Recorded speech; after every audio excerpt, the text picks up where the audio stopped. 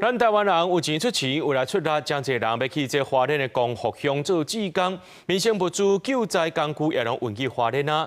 因为这马太安溪桥去互大水冲甲断去，大高线是无度行，一寡救灾机具拖帮车、运送物资的车拢调伫咧193管道。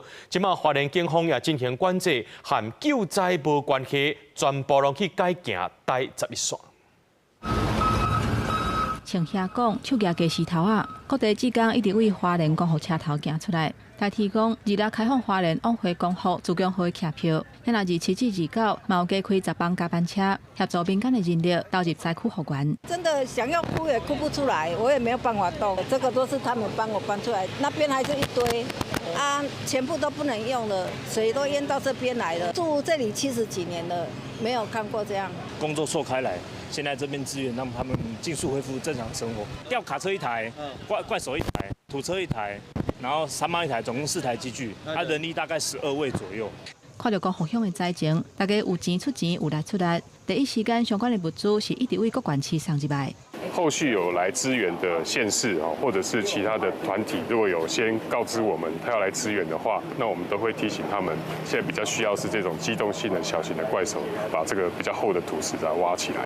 前进指挥所嘛公布目前需要的物资，包括导电车、沙挑、下药、甲开线等等的工具，也阁有骹手是较欠缺的。在后的第4天，民众更较希望的是当赶紧登去处理。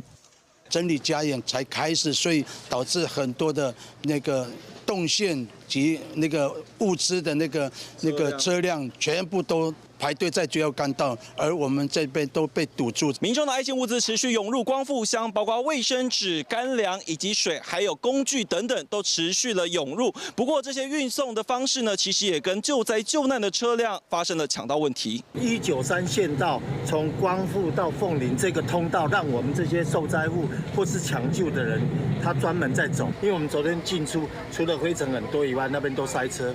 因为台九线马太安溪桥去大水冲歹去，193管道变作是唱国往回南北唯一的路。凤林警分局已经启动管制，禁止21吨以上的大型车入去。若甲救灾无关系，一般民众建议会当走台11线，若非必要，莫入去花东唱国。记者综合报道。